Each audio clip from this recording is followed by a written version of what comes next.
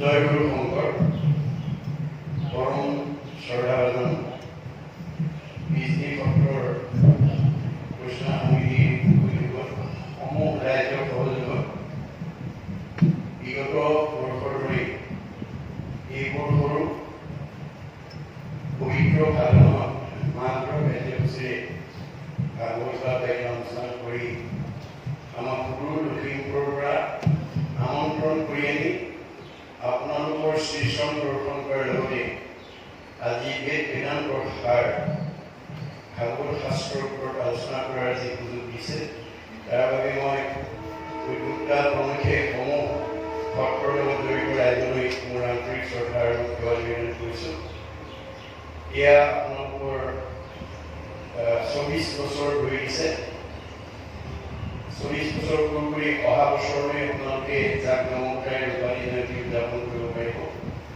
আপোনালোকৰ সমূহ ৰাইজৰ পূৰ্ণ সহযোগিতাৰে যাতে এই অনুষ্ঠানভাগ 25 বছৰ যাতে আমি ৰূপালী জয়ন্তী, 50 বছৰ যাতে সোণালী জয়ন্তী, 60 বছৰত আমি হীৰক জয়ন্তী, 75 বছৰত আমি মহাৰাজা জয়ন্তী আৰু 100 বছৰত যাতে আমি শতবাৰ্ষিকী উদযাপন কৰাৰ পৰিকল্পনাৰে আপোনালোক আগবাঢ়ি যাওক। আপোনালোক সকলো মৰিও কোমল হ'ব, আপোনালোকৰ জীৱই পৰম গতি পাব। কাৰণ জীৱন্ত অৱস্থাত পৰীক্ষিতৰ দৰে যদি আমি এই সত্ৰত ভাগৱত শ্ৰৱণ কৰাৰ সৌভাগ্য ল'ব পাৰোঁ, আমাৰ প্ৰত্যেকবোৰ জীৱবিলাকে সংস্কাৰ হ'ব আৰু পৰম গতি পাব। এই কামনাৰে মই আপোনালোকৰ আজ্ঞা আশীৰ্বাদ কৰি মই আজি এই ভাগৱত পাঠৰ ব্যাখ্যা অনুষ্ঠানৰ আসন গ্ৰহণ কৰিবৰ কাৰণে আগবাঢ়িছোঁ আৰু আপোনালোকৰ পূৰ্ণ সহায় সহযোগিতা কামনা কৰি মই মহাপুৰুষৰ বাণীৰে সেৱা নিবেদন কৰিছোঁ। অধৰ্ম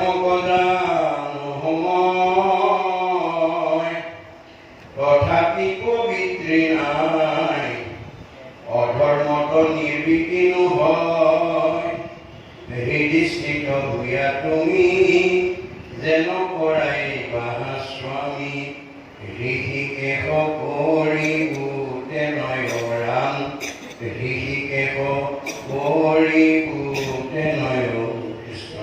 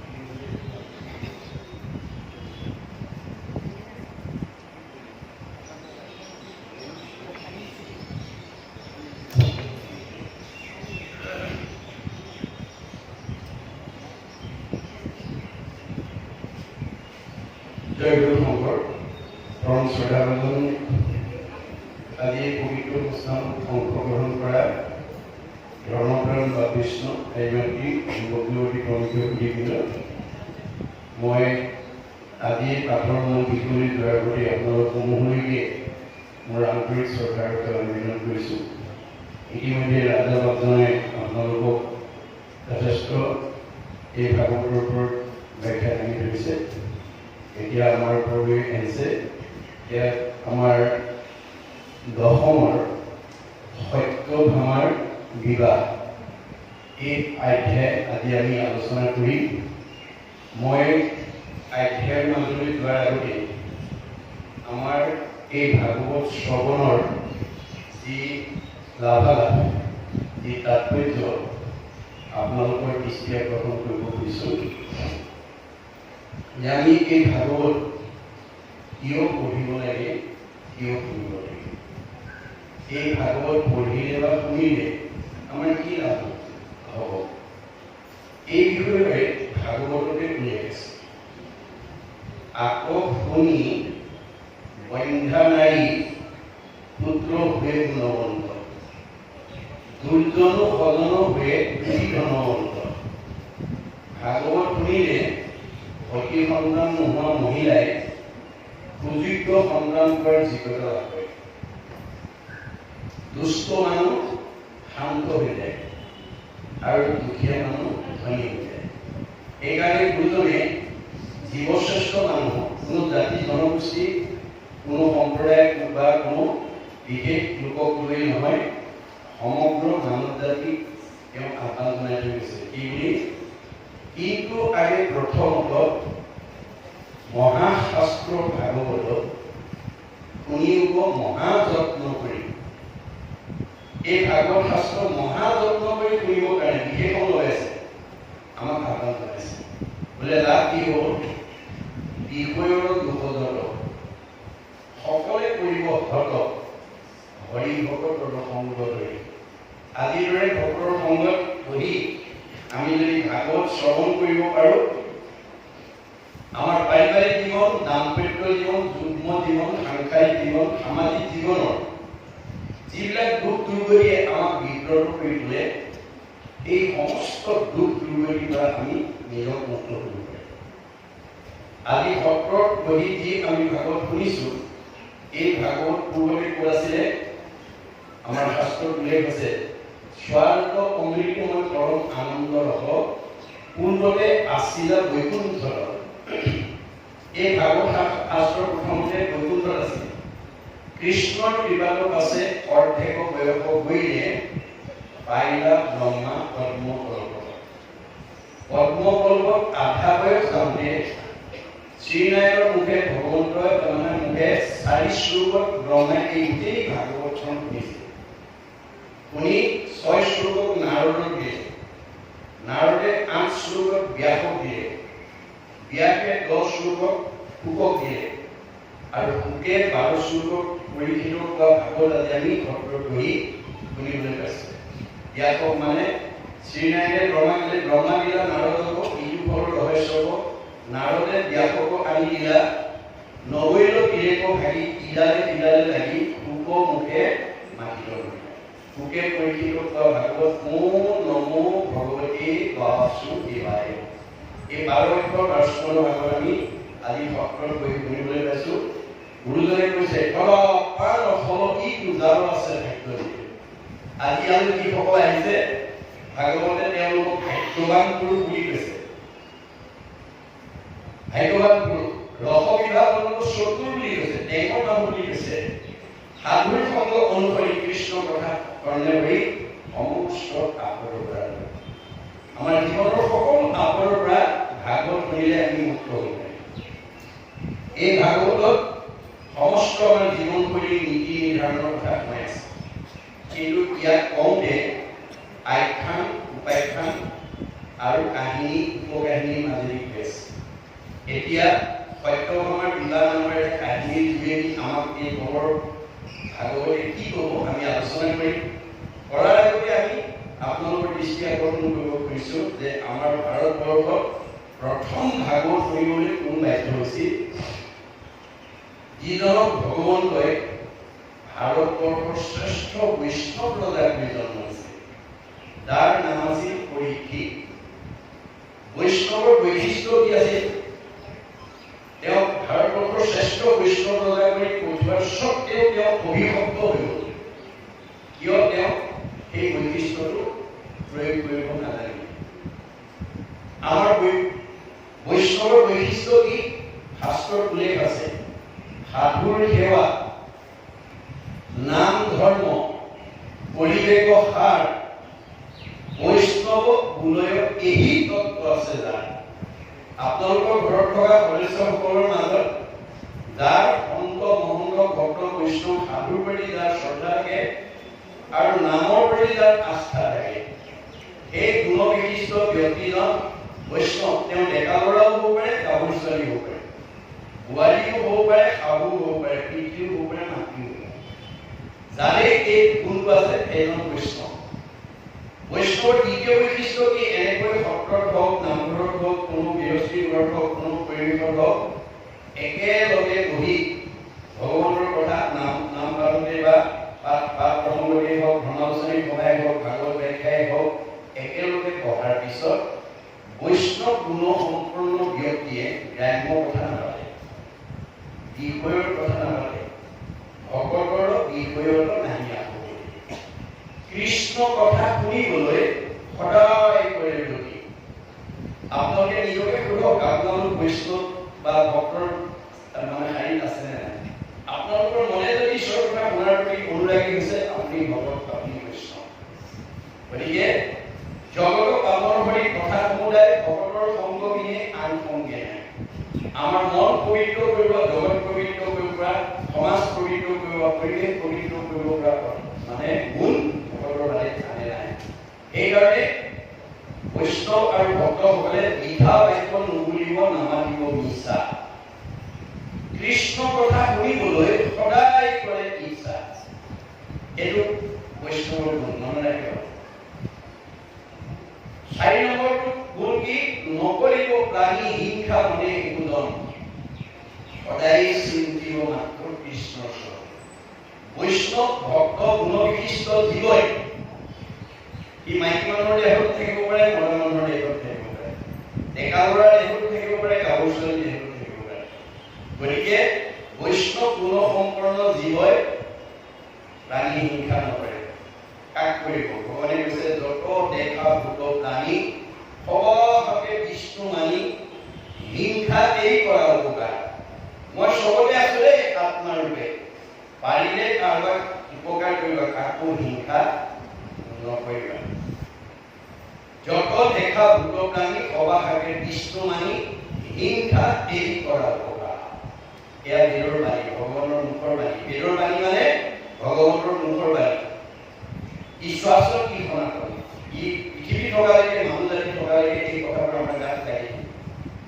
ডাকবেদৰ পঢ়ে সেইটো ঈশ্বৰৰ সাক্ষাৎ ঈশ্বৰৰ মুখে যিটো ব্যাস আছে ঈশ্বৰৰ মুখৰ বাণীবিলাকে বেদে ভাগৱত বেদ কাৰণ ঈশ্বৰৰ মুখৰ পৰা ওলোৱা কথা আজি আমি শুনি আছো গতিকে পৰীক্ষিতে বৈষ্ণৱ গুণ সম্পন্ন ব্যক্তি কৰি পঠিওৱাৰ স্বত্বেও তেওঁ সেইটিকে ভুল কৰি দিলে কি কৰিলে উদয়গয়া কৰিব নোৱাৰিলে বহু মাৰিবৰ কাৰণে গৈছিল ভাৱনা ভাৱ সিদ্ধ বহুৰ পিছে পিছে দৌৰি ফুৰি বিয়াত কণ্ঠ শুকাই যেতিয়া সমীপ কৃষিৰ আশ্ৰমত পানী বিচাৰি সোমাল সেই সময়ত সমীপ কৃষিয়ে একান্ত মনে ঈশ্বৰৰ ধ্যান কৰি আছে কোন আহিছে কোন অহা নাই ক'ব নোৱাৰে কিন্তু পৰীক্ষিতে সেই বিবেচনা নকৰি পদমৰ্যাদাক প্ৰাধান্য দি মই দেশৰ ৰজা তুমি মোৰ প্ৰজা তোমাৰ আশ্ৰমত আহিছো তুমি মোক মান্যতা দিয়া নাই এইবুলি খঙত একো নাই হৈ ধনুৰ আগেৰে মৰা সাপেলা আনি সমীপ কৃষিৰ ডিঙিত মেৰিয়াই থৈ গুচি গ'ল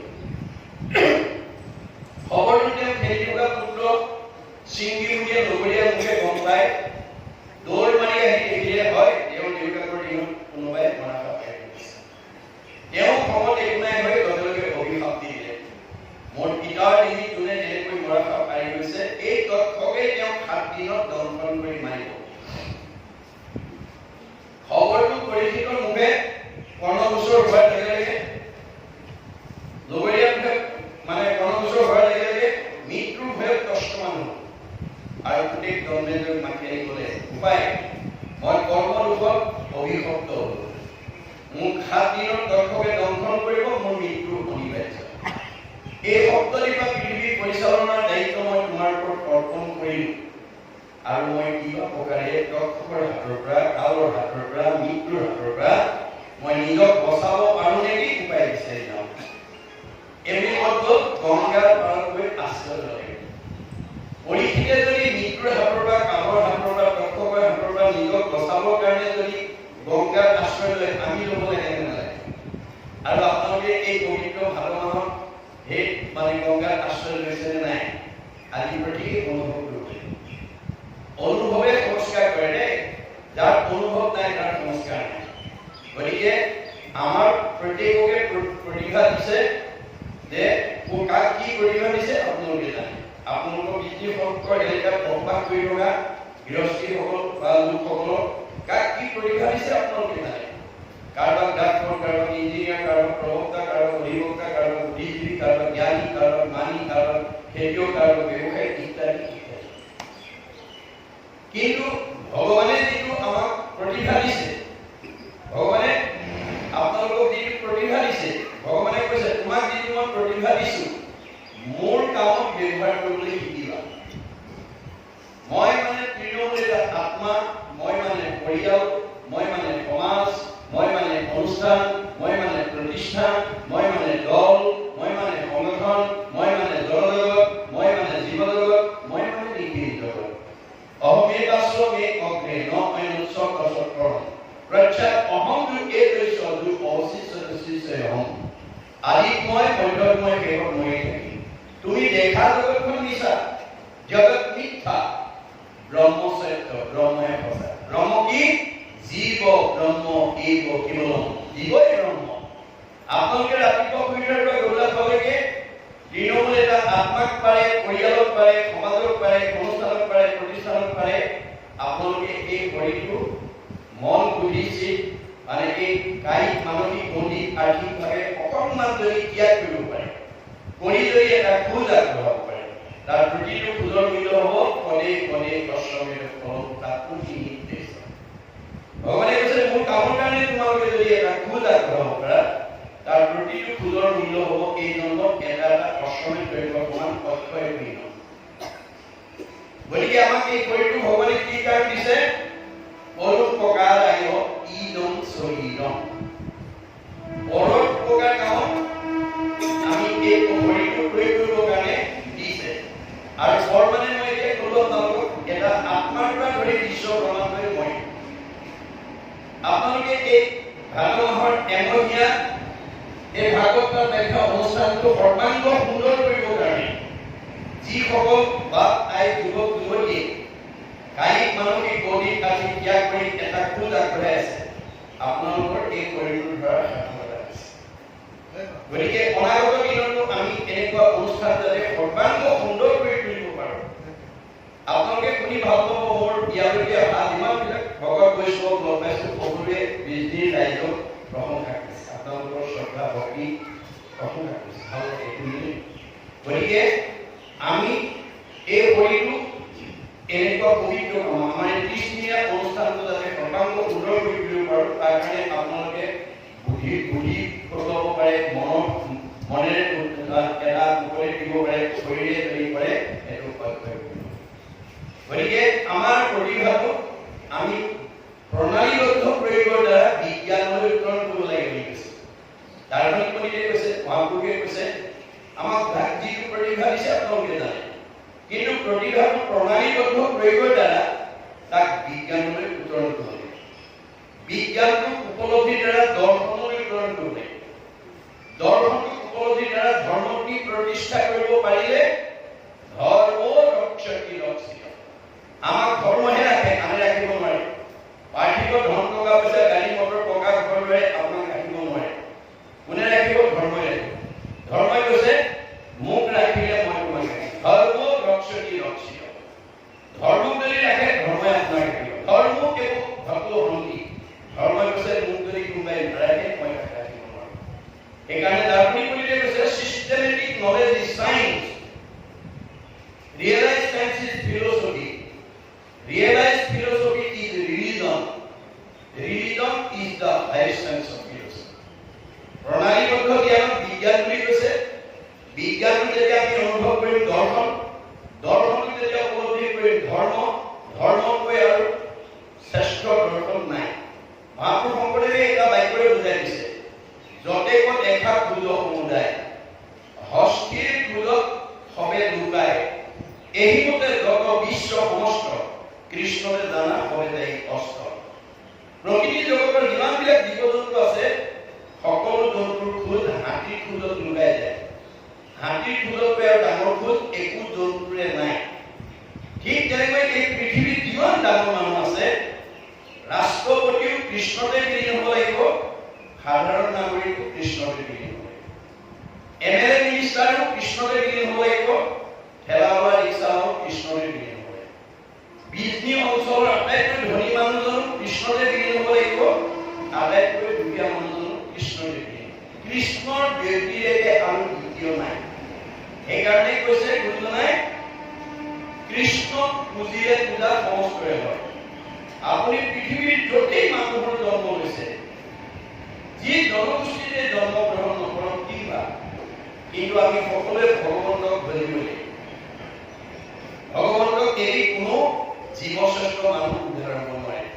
গতিকে আমাক ভাগৱতে সেই নিয়মৰ কথা কৈছে। পৰীক্ষিতে যেতিয়া মৃত্যুৰ ভয়ত গংগাৰ আশ্ৰয় ল'লে, কি গংগা? নামে গংগা, নামে নাটাৰিলে জীৱ আৰু নেতাই। আমাক নামে নাটাৰিলে আমি ঘূৰাব নোৱাৰে। খবৰটো পোৱাৰ লগে লগে ৰাজ্যৰ দেৱঋষি, ৰাজঋষি, ব্ৰহ্মঋষি, ঋষিজকে প্ৰমুখ কৰি গণ্য মান্য সকল আহি পৰীক্ষিতৰ সন্মুখত সমবেত হ'ল। এই কথাটো আমি কি শিকাইছে?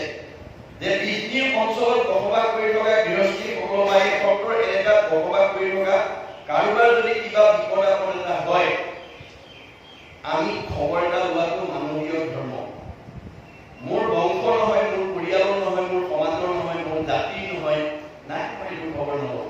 এইবুলি যদি আপোনালোকে বসবাস কৰি থকা অঞ্চলটোত কাৰোবাৰ বিপদ এটা হ'লে যদি খবৰ এটা নলয়, এইটো অমানৱীয় আৰু ভগৱন্তে বেয়া পাব দেই। ভগৱন্তে বেয়া পাব। ভগৱন্তে কাক ভাল পাব? God loves him who loves his creation. ভগৱন্তে সেইলোকে ভাল পায় যি তেওঁৰ সৃষ্টিৰ প্ৰাণী পায়। কুকুৰৰ চিগাৰেটত জড়িত কৰিব আত্মাৰা। দেহটোহে কুকুৰ মেকুৰী গাহৰি, আত্মাটো নহয়। দেহটো কেৱল মানুহ চিনি পাবৰ কাৰণে সৃষ্টি কৰিছে, দেহটো আত্মা নহয়। আমি দেহটো চাই কওঁ, এইটো কুকুৰ, এইটো মেকুৰী, এইটো গাহৰি, এইটো ছাগলী, এইটো বাঘ, এইটো সিংহ। দেহটো চাই কওঁ, এইজন ল'ৰা মানুহ, এইগৰাকী মাইকী মানুহ, এইটো ডেকা ল'ৰা, এজনী গাভৰু। দেহবিলাকৰ নাম এটা এটা দি থৈছে, প্ৰত্যেকৰে নাম এটা এটা দি থৈছে। কি কাৰণে দিছে? দাৰ্শনিক পণ্ডিতে কৈছে, a name is a kind of face whereby one is known. আমি ইজনে সিজনক চিনি পাবৰ কাৰণে নাম দিছে। নামটো চাই কওঁ, কেওঁ যাদৱ, কেওঁ মাধৱ, কেওঁ কল্পনা, কেওঁ মাধৱী ইত্যাদি ইত্যাদি। কিন্তু নামটো আত্মা নহয়, দেহটো আত্মা নহয়। মনত ৰাখিব, আমাৰ দেহত থকা আত্মা যেতিয়া ওলাই যাব, আপোনাৰ মোৰ নামধাৰী দেহটো কাষ্ঠদেৱত থাকি গৈ মাটিত পৰিয়াল হেম দেহ আপোনাৰ ওলাইছিলে। এই দেহটোকে যাতে আমি আত্মা বুলি ভাবি দেহৰ সুখ ভোগ কামতে যাতে আমি ব্যস্ত থাকিব লগা নহয়, তাৰ কাৰণে ভাগৱতে আমাক উপদেশ দিছে। গতিকে পৰীক্ষিতৰ সন্মুখত যেনেকৈ সকলোৱে সমবেত হ'ল, আমিও কাৰোবাৰ বিপদ হ'লে তেনেকৈ এটা প্ৰেৰণা দিয়াটো আমাৰ মানৱীয় ধৰ্ম। পৰীক্ষিতৰ সন্মুখত সকলো সমবেত হোৱাৰ লগে লগে সাহস পালে, প্ৰেৰণা পালে আৰু প্ৰশ্ন কৰি কোৱা দেৱৰী, কোৱা ৰাজৰী, কোৱা ব্ৰহ্মঋষি, কোৱা ঋষিজ, কোৱা গণ্যমান্যসকল, কি কৰিলে মই তৎক্ষক দংশনৰ পৰা নিজক বচাব পাৰিম? ৰজাক প্ৰশ্ন শুনি প্ৰত্যেকে নিজা নিজা অভিমত আগবঢ়ালে। কোনে ক'লে তপ কৰা, কোনে ক'লে জপ কৰা, কোনে ক'লে যজ্ঞ কৰা, কোনে ক'লে দান কৰা, কোনে ক'লে তীৰ্থ কৰা, কোনে ক'লে স্নান কৰা, ইত্যাদি ইত্যাদি। নানা ঋষিৰ নানা মত, নানা ঋষিৰ নানা মতে পৰীক্ষিতৰ মৃত্যুৰ ভয় আঁতৰ কৰিব নোৱাৰিব। কিয়? কাৰণটো আমাৰ ভাগৱতত উল্লেখ কৰি গৈছে। একাদশ স্কন্ধৰ গুৰুজনাই ভগৱন্তৰ সৃষ্টি চাৰিমুখী জীৱৰ ভিতৰত জীৱশ্ৰেষ্ঠ মানুহৰ বাদে আন কোনো জীৱই এনেকে একেলগে বহি ঈশ্বৰৰ কথা শুনা গোৱা কৰিব নোৱাৰে। অসংখ্যাত জীৱ আছে, সংখ্যাৰ ভিতৰে মনুষ্যকে ভজে, আনে ভজিতে নকৰে। ভগৱন্তৰ সৃষ্টি চাৰিমুখী জীৱ, উৰণ পুৰণ গজন ভ্ৰমণ, এই চাৰিমুখী জীৱৰ ভিতৰত ভগৱানক ভজি পেলাই জীৱই মুক্তি পাব পৰা শক্তি মানুহৰ বাদে আনৰ নাই। এতিয়া আমি মানুহৰ জন্ম পাই আমি ঈশ্বৰক কেনেকৈ ভজিব লাগিব, আমি কেনেকৈ ধৰ্ম আচৰণ কৰিলে আমি এই মায়াময় সংসাৰৰ পৰা নিজক উদ্ধাৰ কৰিব পাৰিম, সেই বিষয়ে ভগৱন্তই নিজৰ মুখেৰে কৈছে। আন ধৰ্মবিলাক ঋষিবিলাকৰ মুখেৰে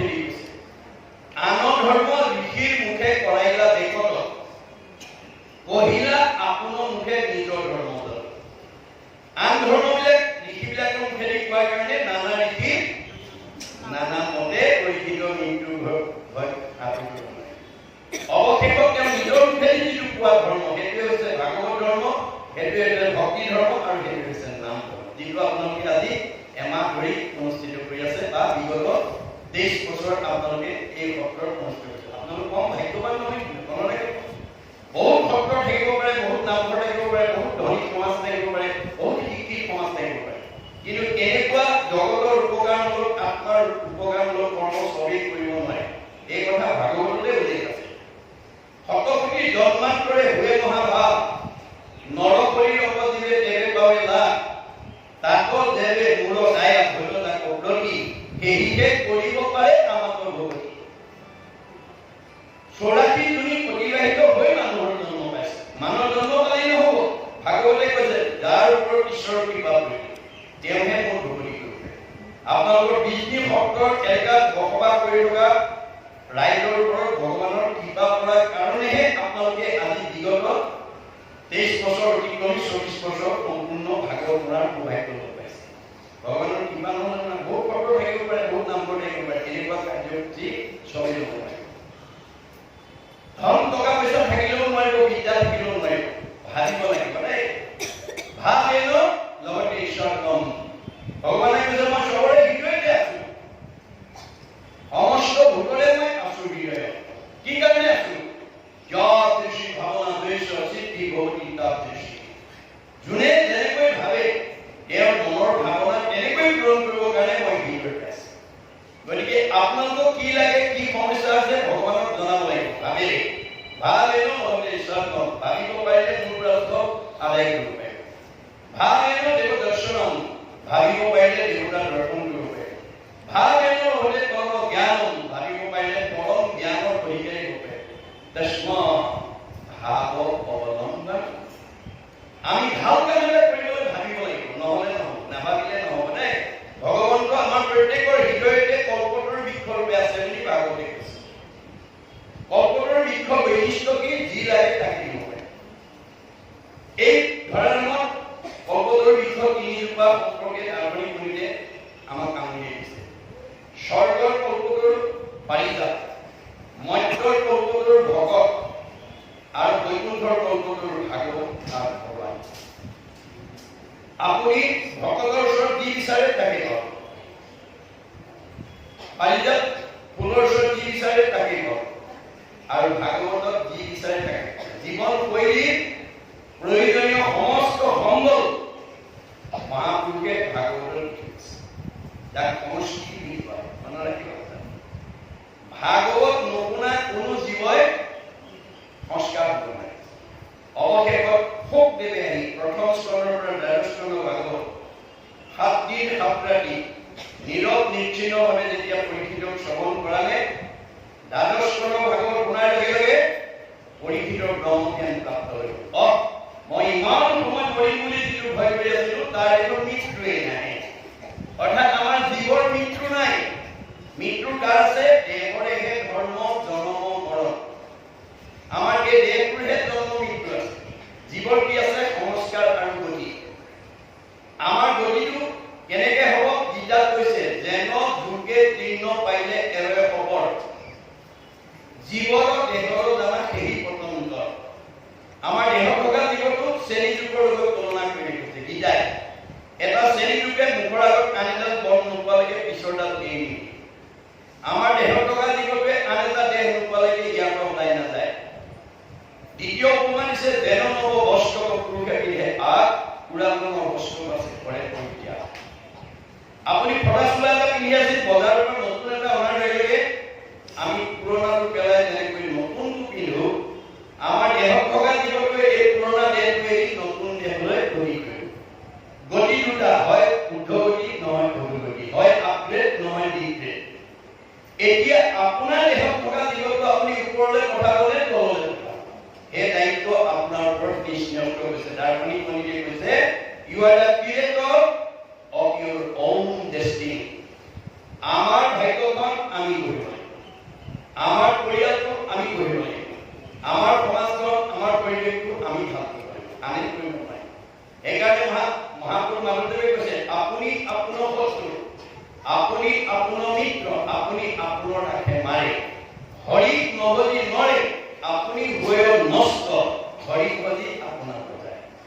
মানুহৰ জন্ম পাই যদি আপুনি আজিৰ ভাগৱত শুনিবলৈ নাহে, আপুনি সংস্কাৰ হ'ব নোৱাৰে। মনত ৰাখিব জীৱৰ সংস্কাৰ চাই গৈ আছে সংস্কাৰী জীৱই জীয়াই থাকোঁতে শান্তি পাব মৰিলে অধৈৰ্য অসংস্কাৰী জীৱই জীয়াই থাকোঁতে অশান্তি পাব মৰিলে অধৈৰ্য যাব মনত ৰাখিব কথা ভাগৱতে এই দৰ্শন আমাক দেখাইছে এতিয়া আপুনি সংস্কাৰ হ'বলৈ হ'লে পৰীক্ষিতৰ দৰে জীয়াই থাকোঁতে প্ৰথম স্কন্ধৰ দ্বাদশ ভাগৱত এনেকুৱা পৰিৱেশত হওক নিজৰ ব্যক্তিগত ঘৰত হওক নিজাববীয়াকৈ হওক আপুনি অধ্যয়ন যদি প্ৰথম স্কন্ধৰ দ্বাদশ স্কন্ধ কৰিব পাৰে আপোনাৰ জীৱ সংস্কাৰ সংস্কাৰী জীৱই জীয়াই থাকোঁতে শান্তি পাব মৰিলে অধৈৰ্য এইটো অকল ধৰ্ম দৰ্শন নহয় বিজ্ঞানে স্বীকাৰ কৰিছে যে পৃথিৱীৰ উপৰিভাগত যি বায়ুমণ্ডল আছে ইয়াক ঘনত্বৰ ওপৰত তিনিটা স্তৰ ভাগ কৰি দিছে প্ৰধানকৈ টপস্ফিয়াৰ টেট্ৰস্ফিয়াৰ আইনোস্ফিয়াৰ আইনোস্ফিয়াৰ আটাইতকৈ ওপৰৰ স্তৰ বৈতৰণী নদী বুলি কল্পনা কৰা হৈছে ভাগৱত শুনা জীৱ ইমান নিৰ্মল হৈ যাব প্ৰয়াণৰ পিছত ৰকেটৰ দৰে তিনিটা লেয়াৰ ভেদ কৰি 14 ব্ৰহ্মাণ্ডৰ বাহিৰত শুদ্ধ জীৱ ভক্তৰ কাৰণে নিৰ্মাণ কৰি থোৱা বৈকুণ্ঠত অৱস্থান কৰিব আৰু ঘূৰি আহিব নালাগে মনত ৰাখিব ভাগৱত শুনিবলৈ কি আহিব লাগে জন্মৰ ৰহিত হ'ব জন্ম হ'লে গৰ্ভৰ যন্ত্ৰণা মৃত্যুৰ ভয়ে আপোনাৰ পিছে পিছে খেলি থাকিব আপুনি ৰেহাই নাপাব গতিকে আমি জন্মৰ ৰহিতৰ কাৰণে ভাগৱত শুনিবলৈ আহিব ভাগৱত নুশুনা জীৱ সংস্কাৰ নহয় আপুনি যিমান দামী কাপোৰ নিপিন্ধক বলি কৰিবই দামী কাপোৰ পিন্ধিলেও বলি কৰিবই আৰু বলি গুচাবলৈ চাবোন বা চাৰ্ফ ব্যৱহাৰ কৰিব লাগিব মই দামী কাপোৰ পিন্ধিলো বুলি যদি আপুনি চাবোন চাৰ্ফ ব্যৱহাৰ নকৰে দামী কাপোৰখনৰ পৰা বলি নিজে আঁতৰ নহয় বা আঁতৰাব নোৱাৰে মই বৃদ্ধি অঞ্চলৰ আটাইতকৈ ধনৱন্ত বিদ্যাৱন্ত শ্ৰীমন্ত সম্পদশালী জ্ঞানী বুদ্ধিয়ক বুলি ভাবি পেলাই যদি এই এমহীয়া ভাগৱতলৈ বা ভাগৱত চৰ্চালৈ যদি আমি কোনোবা নাহোঁ তেতিয়া সেইটো জীৱ সংস্কাৰ হ'ব নোৱাৰিব কাৰণ আমাৰ ধন টকা পইচা গাড়ী মটৰ টকা ঘৰ দুৱাৰে জীৱক সংস্কাৰ কৰিব নোৱাৰে শৰীৰটো বেমাৰমুক্ত কৰি ৰাখিব নোৱাৰে মনটো আনন্দত ৰাখিব নোৱাৰে ভাগৱতে কৈছে কুমংগলে অমংগল জ্ঞানা কৃষ্ণ কি ধনে ধানে টকাই পইচা গাড়ী মটৰ টকা ঘৰে দুৱাৰে ব্যৱসায় বাণিজ্য চাকৰিয়ে নদন বদন হৈ আছে কিন্তু ঈশ্বৰৰ নাম নলয় তাৰ ঘৰলৈ অমংগল এটাৰ পিছত এটা আজি বোলে এইটো কালি বোলে এইটো আহিব কুমংগলে অমংগল জানা কৃষ্ণ কি অমংগলে কুমংগল কৃষ্ণৰ কীৰ্তনে ভগৱন্তৰ নাম ল'লে অমংগলৰ পৰা আমি মুক্ত হ'ব সেইকাৰণে আমাৰ প্ৰত্যেকখন ঘৰতে পুৱা গধূলি যাতে আমি ঈশ্বৰৰ উপাসনাৰ স্থানত ধূপ ধূনা জ্বলাই যাতে উপাসনা কৰিব পাৰোঁ হৰি গুণনাম শ্ৰৱণ কীৰ্তন ভজিও হৰিচৰণ মনুষ্য হইবা এই মানে মাত্ৰ জানা নিজৰ প্ৰয়োজন আমি যে জীৱশ্ৰেষ্ঠ মানুহৰ উপাধি পালো আমাৰ প্ৰথম প্ৰয়োজনীয় কৰ্মটো হ'ল ঈশ্বৰৰ নাম ধৰিব লাগে মাক বাপেকে কোন ল'ৰা ছোৱালী ভাল পায় যি ল'ৰা ছোৱালীয়ে মাক বাপেকক শ্ৰদ্ধা কৰে ভক্তি কৰে মৰম কৰে আদৰ কৰে সন্মান কৰে কথা শুনে আগবচন মানে দিহা পৰামৰ্শ মতে চলে সেইটো সন্তান সকলো মাক বাপেকৰ মৰম কোনোবা সন্তান হৈ যদি মাক বাপেকক শ্ৰদ্ধা নকৰে ভক্তি নকৰে মৰম নকৰে আদৰ নকৰে কথা নুশুনে আগবচন নামানে দিহা পৰামৰ্শ মতে নচলে সেইটো সন্তান কোনো মাক বাপেকৰ মৰমৰ হ'ব নোৱাৰে এইটো যেনেকৈ বাস্তৱ সত্য আমি কাৰ সন্তান যিজনৰ অকৃতি যথেষ্ট ভৱদেৱ জানিবা যিজনৰ পিতৃ এক কৃষ্ণ আমাৰ সকলোৰে পিতৃ হৈছে কৃষ্ণ আমি তেওঁৰে সন্তান এতিয়া আমি ভগৱন্তৰ সন্তান হৈ আমি ভগৱন্তক সেৱা পূজা ৰাতিপুৱা গধূলি কৰিছোঁ নাই তাৰ ওপৰতে আপোনাক কিমান ভাল পাব কিমান আপোনাক মংগলে ৰাখিব কিমান আপোনাৰ শাৰীৰিক মানসিক বৌদ্ধিক উৎকৰ্ষ সাধন হ'ব সেইটো নিৰ্ভৰ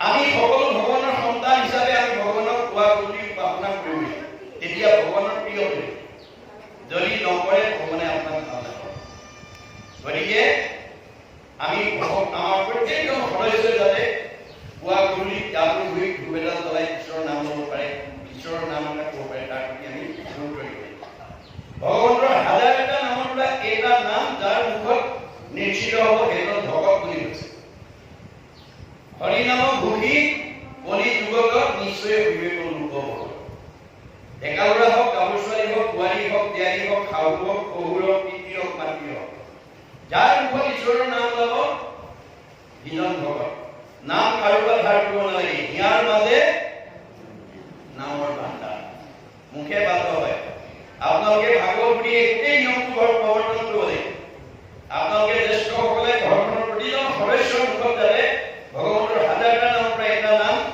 এহেজাৰ এভাগী ঘোষাৰ পৰা এভাগী ঘোষা যাতে মুখস্থ কৰিব পাৰে তাৰ প্ৰতি গুৰুত্ব দিব কাৰণ ভগৱন্তৰ নাম যাৰ মুখত হ'ব তেওঁই ভকত বুলি কৈছে ভাগৱতে হৰি নাম ঘোষি কলি যুগত নিশ্চয় বিবেক লোক হ'ব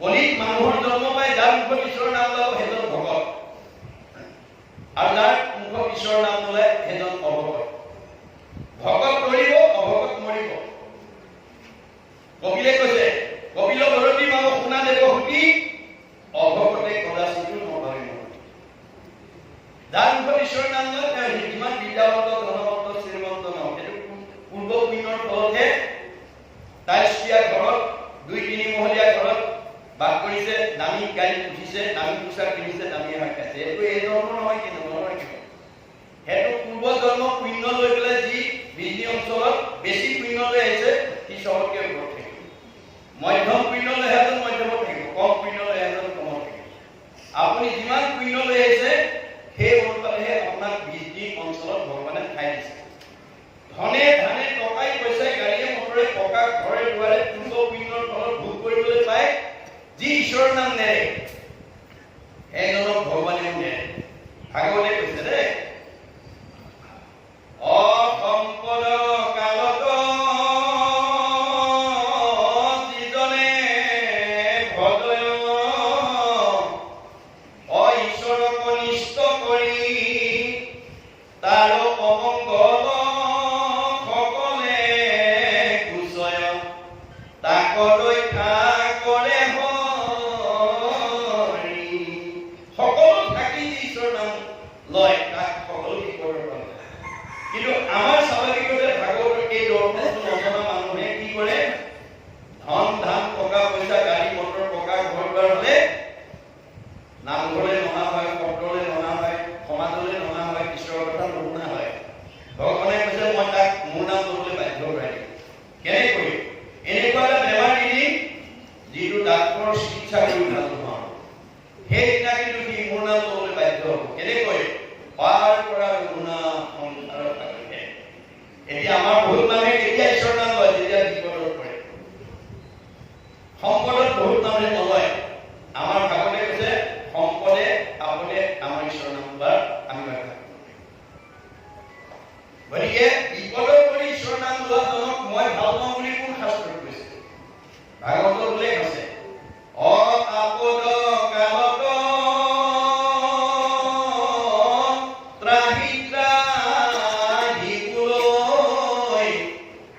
নবুলে সম্পদ কালে অতাংক প্ৰতি তুষ্ট ভূপন্ত ঈশ্বৰ অইটো কোন শাস্ত্ৰে কহে সম্পদ নলয় বিপদত পৰিলে মোৰ নাম লয় সেইজনক মই ভাল পাওঁ বুলি কোন শাস্ত্ৰত উল্লেখ আছে man is a social animal মানুহ সমাজ প্ৰিয় জীৱ আমি সম্পদ বিপদ সকলো সময়তে যি মানুহে সমাজৰ লগত সম্পৰ্ক ৰাখি চলে তেওঁ সমাজে ভাল পায় সমাজে যাক ভাল পায় ঈশ্বৰে তাক ভাল পায় সমাজে যাক বেয়া পায় ঈশ্বৰে তাক বেয়া পায় মনত ৰাখিব কথা এই সত্য কথাখিনি ক'বৰ কাৰণে ভগৱন্ত আহি আছে আহি ভগৱন্ত পৃথিৱীলৈ কিয় আহে অৰ্জুনক কৈছে যদা যদা হি ধৰ্মস্য গ্লানি ভৱতি ভাৰত অদ্ভুত স্থান অধৰ্মস্য তদাত্মানং শ্ৰীনমহম পৰিত্ৰাণায় শৰণা বিনাশায় চ দুষ্কৃতাম ধৰ্ম সংস্থাপনায় সম্ভবামি যুগে যুগে আহি আছে আহি ভগৱান প্ৰধানকৈ চাৰিটাৰ ওপৰত আহে মনত ৰাখিব দেই আমাৰ উপনিষদত কৈছে অপপ্ৰঞ্চে অৱতৰণম অৱতাৰ অপপ্ৰঞ্চৰ পৰা এই প্ৰপঞ্চ মায়াকৰ সংসাৰলৈ নামি অহা অৱস্থাটোকে কয় অৱতাৰ এতিয়া ভগৱন্তই যেতিয়া 100 ভাগৰ 100 মহিমা যুক্ত হৈ পৃথিৱীলৈ আহে যেতিয়া 4 ভাগত 1 অংশ মহিমাযুক্ত হৈ আহে তাক কয় অংশ অৱতাৰ। যেতিয়া 16 ভাগত 1 অংশ মহিমাযুক্ত হৈ আহে তাক কয় কলা অৱতাৰ। যেতিয়া 100 ভাগত 1 অংশ মহিমাযুক্ত হৈ আহে তাক কয় বিভূতি অৱতাৰ। এতিয়া কোনটো অৱতাৰে ভগৱন্তৰ পৃথিৱীলৈ আহিব এইটো অৱস্থাৰ ওপৰত নিৰ্ভৰ কৰে। গতিকে দাপৰ যুগত কোনো অৱতাৰলৈ কৃষ্ণ আহি এই লীলা কৰি গৈছে। এতিয়া পৰীক্ষিতক এই দশম মানে স্কন্ধ খুব দেৰি 7 দিনৰ পিছত মৰিব ক্ষণ গণি আছে। পৰীক্ষিতে যদি 7 দিনত মৰিব, আমি কেইদিনত মৰিবা? আমিও 7 দিনতে। আজি কি বাৰ? আজি বুধবাৰ, অহা মঙ্গলবাৰ। আজি বুধবাৰৰ পৰা অহা মঙ্গলবাৰৰ ভিতৰত এই 7 দিনৰ ভিতৰত আমি ইয়াত থকা সকলোৰে জন্ম আৰু মৃত্যুৰ অৱশ্যক নাই। এই 7টা দিনত বাদ কৰি আমি জন্মও হ'ব নোৱাৰো, মৰিব নোৱাৰো। পৰীক্ষিতক মাত্ৰ বেছ কৰি লৈছে, আধাৰ কৰি লৈছে, কথাখিনি আমাক কৈছে।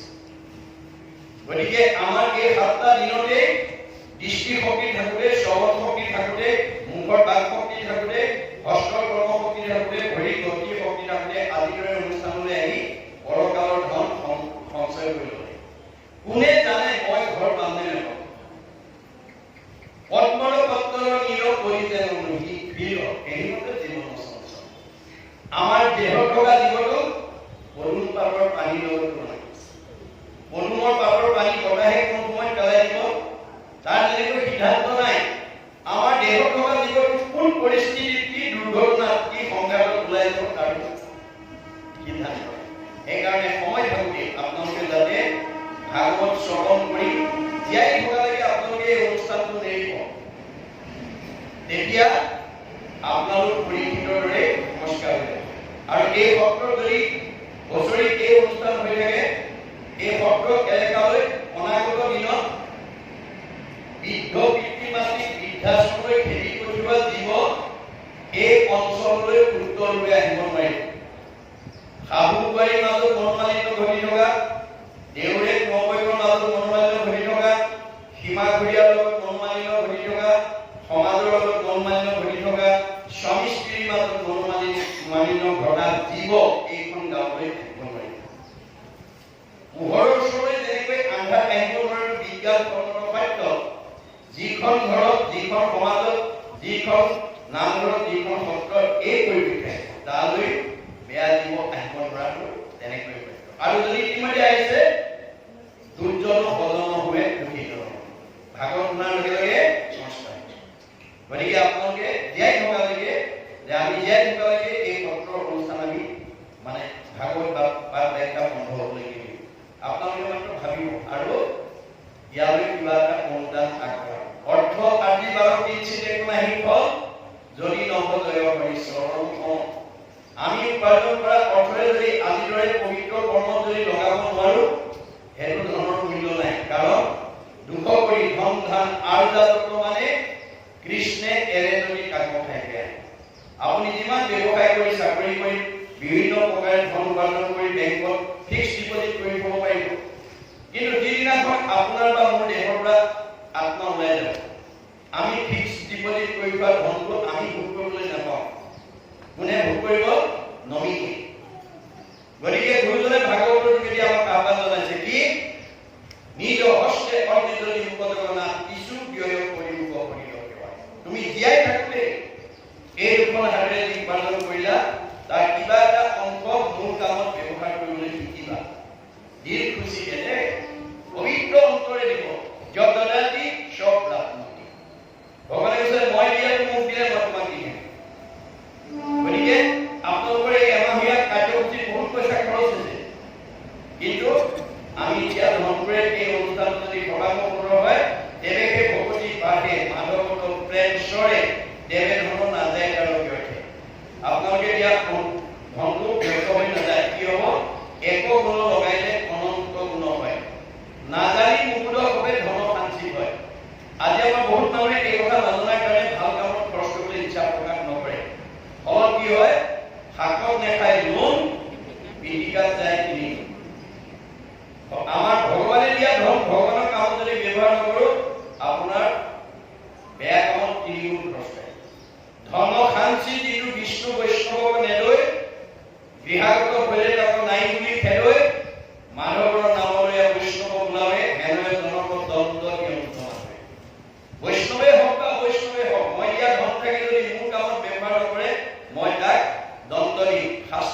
কেনেকৈ নহি সুৰে নেই নহি অগ্নিয়ে নহয় নহি দণ্ড বন্ধ হইয়া নাযায় নহয় তাৰ ধ্বংস হয় সুৰ ডকাই দুৰ্গমন্দিৰা লৈ যাওঁ নহয় ধুয়ে পৰিব নহয় আকস্মিক দুৰ্ঘটনা বেমাৰ আজাৰ হৈ ডাক্তৰে খাব নহয় কাজিয়া পেচাল লাগি কেছ মামলা লাগি পুলিচে খাব সিমানতো মই ৰেহাই দিলোঁ হা ধন বুলি পাছে কান্দেৰাও বান্ধি ঘৰে ঘৰে ভিক্ষা মাগি কৃষ্ণ কৃষ্ণ মই ইয়াত ধন থাকি যদি মোৰ কামত ব্যৱহাৰ কৰিব নাজানে ই বৈষ্ণৱে হওক বা অবৈষ্ণৱে হওক ঈশ্বৰ জন্মত মই ভিক্ষাৰী কৰি পঠাই আৰু মোৰ নাম লৈ ভিক্ষা খুজিলেহে ই এই অপৰাধৰ পৰা আঁতৰাই আপোনালোকে এতিয়া মানে গাড়ী মটৰে ট্ৰেইনত গ'লে যি জনগোষ্ঠীয়ে ভিক্ষাৰী নহওক ঈশ্বৰৰ নাম লৈ ভিক্ষা এইটো ভাগৱত আৰু ভগৱন্তক আপুনি দুহাতে দিব তেওঁ চাৰিহাতে দিব আপুনি এগুণ লগাব অনন্ত গুণ দিব ভগতৰ ধাৰ নাখায় তাৰ উদাহৰণটো দ্ৰৌপদীৰ ক্ষেত্ৰত দেখুৱাই গৈছে আপোনালোকে জানে কৃষ্ণৰ 16,108 গৰাকী ভাৰ্তা এই তাৰে এগৰাকী এইমাত্ৰ আমাক দিলা আমাক এতিয়া ক'ব 16,108 গৰাকী ভাৰ্তাৰ ভিতৰত 8 গৰাকী চবতকে ধুনীয়া তেওঁলোকক কষ্ট মহিষী বুলি কয় কৃষ্ণই বাকী সকলোতকৈ 8 গৰাকীক বেছি ভাল পায় এই 8 গৰাকীতকৈ আকৌ দ্ৰৌপদীক বেছি ভাল এই কথাটো 8 গৰাকীয়ে গম পায় কৃষ্ণৰ ওপৰত খুব আমি ইমান ধুনীয়া ধুনীয়া 8 গৰাকী থাকোঁতে আমাৰ প্ৰত্যেকৰ হৃদয়তে ভগৱন্ত আছে আপুনি কি ভাবে চব জানে ভগৱানে ভাবিলে মই দ্ৰৌপদীক কিয় ভাল পাওঁ এই কথাটো যদি বাস্তৱ উদাহৰণৰ দ্বাৰা মই এই 8 গৰাকীক বুজাই দিব নোৱাৰো অনাগত দিনত তেওঁলোকে মোৰ ওপৰত ক্ষোভ কৰিব জেদ কৰিব আৰু ইয়াৰ কাৰণে মোক অশান্তি কৰিব তেওঁ 8 গৰাকী ভাৰ্তাকে নমস্কাৰ কৰি উদ্দেশ্যে তাৎক্ষণিকভাৱে এটা কৰ্মাচনী যুগুতি কৰি অস্ত্ৰ পৰিচালনা কৰিছে আৰু দ্ৰৌপদীক আমন্ত্ৰণ কৰিছে অস্ত্ৰ পৰিচালনা কৰিলে হঠাতে অস্ত্ৰ লাগি আঙুলি কাটি তেল ওলাল কৃষ্ণৰ আঙুলি তেল ওলাল দেখি 8 গৰাকী উঠি ফটাকাবোৰ বিচাৰি ভিতৰত সোমাল সেই মুহূৰ্তত দ্ৰৌপদীয়ে কৃষ্ণৰ সন্মুখত থিয় হ'ল আৰু কৃষ্ণৰ আঙুলি তেল ওলোৱা দেখি তেওঁ অকণো অপেক্ষা নকৰি পিন্ধি যোৱা শাৰীখনৰ আচল এটা পাৰি তৎক্ষণাৎ কৃষ্ণৰ আঙুলি বান্ধি 8 গৰাকীয়ে ফটাকাবোৰ লৈ আহি দেখে দ্ৰৌপদীয়ে আঙুলি বান্ধিলে ভালেতো তেওঁ ভগৱানে ভাল পায় সেইদিনাহে বুজি পাইছে যে ভগৱান কয় দৈহিকভাৱে নহয় ভক্তি ভাল পায় ভক্তি যাৰ থাকে তাক ভগৱানে ভাল পায় তেওঁলোক নমস্কাৰ দিলোঁ কিন্তু ভগৱানৰ এটুকুৰা বস্ত্ৰ ধাৰ কৰিলে ভগতৰ ওচৰত এটুকুৰা বস্ত্ৰৰ ধাৰ অনন্ত বস্ত্ৰৰূপে পৰিশোধ কৰি জগতলৈ নিৰ্দেশন দিছে কোনদিনা ৰজস্বলা অৱস্থাত যিদিনাখন প্ৰকাশনে দ্ৰৌপদী বস্ত্ৰহৰণ কৰিছিল লাজ হোৱা সেইদিনা বস্ত্ৰৰ ধাৰ বস্ত্ৰৰে পৰিশোধ কৰি ভগতক ৰক্ষা কৰিছে দ্ৰৌপদীক যদি দিয়ে আমাক নিদিব কিয় এই বিশ্বাস আমাক লাগিব দেই এই বিশ্বাস লাগিব ভাগৱতৰ প্ৰতি কথা আপোনালোকে বিশ্বাস কৰিব লাগিব মহাত্মা গান্ধী কৈছে religious beliefs are based on faith ধৰ্ম দৰ্শন বিশ্বাসৰ ওপৰত নিৰ্ভৰ কৰে religion is not really what is grasped by brain but by heart ধৰ্ম দৰ্শন মগজে ঢুকি পোৱা বস্তু নহয় কাৰোবাক দেখুৱাই দিব পৰা বস্তু নহয় ই অন্তৰৰ উপলব্ধি হৈছে সেইকাৰণে দাৰ্শনিক পণ্ডিতে কৈছে to be faithful to your land will be faithful to you আপুনি মাটিডৰাক বিশ্বাস কৰি খেতি কৰিবলৈ শিকক মাটিডৰাই আপোনাৰ বিশ্বাস ভংগ নকৰে আপুনি ভগৱানৰ ওপৰত বিশ্বাস ৰাখি কৰ্ম কৰক কেনেকৈ ৰাখে হৰি মাৰে কোনে মাৰে হৰি ৰাখে কোনে হৰিয়ে নাৰাখিলে দৈৰে ৰাখিব নোৱাৰে এই তথ্য সুদৃঢ় বিশ্বকে প্ৰহ্লাদে যেতিয়া পৃথিৱীৰ অৱগত কৰিছিল হিৰণ্যকশিপুৰ জ্বলি উঠিছিল কি বুলি হৰি যদি জগতৰ ঈশ কহ আৰু কোনো দিশ হৰিয়ে যদি তোৰ জগতৰ ঈশ্বৰ হয় কহ তোৰ ঈশ্বৰ ক'ত আছে শুনিয়া প্ৰহ্লাদে গুণয় বাণী ব্যাপক বিভু প্ৰভু চক্ৰবাণী মোৰ ভগৱন্ত সমস্ত জগততে ব্যাপ্তমান আছে সমস্ত জগতে আসক্ত স্বামী স্ফটিকৰ স্তম্ভে দেখুৱ প্ৰকাশদাতলৈকে আমি যিটো প্ৰহ্লাদৰ কাৰণে সম্ভৱ হিৰণ্যকশিপুৰ কাৰণে অসম্ভৱ প্ৰকাশদাত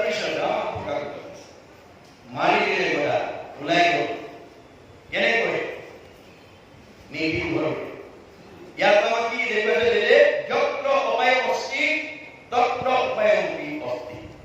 য'ত অপায় থাকে ভগতক ৰক্ষা কৰিবৰ কাৰণে ভগৱানে তাতেই উপায়ৰ ব্যৱস্থা। অপায়টো কি আছিল? প্ৰহ্লাদৰ পিতৃ হিৰণ্যকশিপুৱে বৰাহৰূপী ভগৱন্তৰ ভাতৃবধি বৰাহৰূপী ভগৱন্তৰ ওপৰত প্ৰতিশোধ ল'বৰ কাৰণে আকাশ সঁচাই উদ্ধবাহু হৈ থাকিলা ভূমিক অংকুশ তেজী মানে সূৰ্যলে আঙুলিবোৰত ধৰি ব্ৰহ্মাক চিন্তা কৰি আছে। ঢাকিল তনু শুই মাটি তুলি শৰীৰৰ মাংস খাইলা পুমনি গজিল কাংক ঢাকি বিৰুদ্ধা তথাপি প্ৰত্যক্ষ নাই কৰিলা। শৰীৰৰ মাংস খাই দিছে, গছ গজি গৈছে, তথাপিও প্ৰত্যক্ষ নাই। ব্ৰহ্মা আহি মণিমণি চলিয়াই জীৱন্ত কৰি ক'লে, বৎস তুমি ইমান সুদীৰ্ঘ কাল মোক কিয় উপাসনা কৰিছা? তুমি যদি সন্তুষ্ট হৈছা মোক অমৰ কৰি দিয়া। ব্ৰহ্মাই ক'লে, অমৰ কৰি দিব পৰা অধিকাৰ ভগৱানৰ পাৰে আমাৰ দেৱতাৰ হাতত নাই, তাৰ বাবে তোমাক কি লাগে কোৱা। তেতিয়া হিৰণ্যকশিপুৱে কৌশলগতভাৱে ব্ৰহ্মাক ক'লে, তেনেহ'লে তোমাৰ সৃষ্টিৰ তৰিত পানীৰ হাতত কোনো মৃত্যু হ'ব নালাগে। দিনতো মাৰিব নোৱাৰিব, ৰাতিও মাৰিব নোৱাৰিব, বাহিৰতো মাৰিব নোৱাৰিব, ভিতৰতো মাৰিব নোৱাৰিব, আকাশতো মাৰিব নোৱাৰিব, পাতালতো মাৰিব নোৱাৰিব, দিনতো মাৰিব নোৱাৰিব, ৰাতিও মাৰিব নোৱাৰিব, অষ্টই মাৰিব নোৱাৰিব, ষষ্ঠই মাৰিব তাকে হেড কৰকে দি ব্ৰহ্মাই বুজি যাবাই যথেষ্ট বুলি দি হিৰণ্যকশিপুৱে কৌশলগতভাৱে অমৰ কৰি ল'লে। তিনি তৰিকত সৃষ্টি প্ৰাণী ব্ৰহ্মাৰ দ্বাৰা সৃষ্টি কৰে। এই তৰিকত প্ৰাণীয়ে যদি তেওঁ কৰ্ম কৰিব নাই, কোনে কৰিব? ভগৱন্তই জানিব পাৰিছে যে ব্ৰহ্মাৰ তিনি তৰিকৰ সৃষ্টি নকৰা এটা প্ৰাণী হৈ লাগিছে, যিটো এফাল মানুহ এফাল মূৰ। ইয়াৰ ভূতৰ কাৰণে নামৰ বিশ্বাস আপোনালোকে কৰিব, নামৰ ওপৰত বিশ্বাস ৰাখি কৰ্ম কৰিব, ভগৱানে আপোনাক ৰক্ষা কৰিব। গতিকে ওলাই গ'ল আৰু দিনতো হোৱা নাই, ৰাতিও হোৱা নাই, সন্ধ্যা সময়ত মাৰিছে, বাহিৰতো হোৱা নাই, ভিতৰতো হোৱা নাই, পানী ফুটাত মাৰিছে, দিনতো হোৱা নাই, ৰাতি হোৱা নাই, সন্ধ্যা মাৰিছে, আকাশতো হোৱা নাই, পাতালতো হোৱা নাই, ব্ৰহ্মাণ্ডত তুলি মাৰিছে আৰু কষ্টই হোৱা নাই,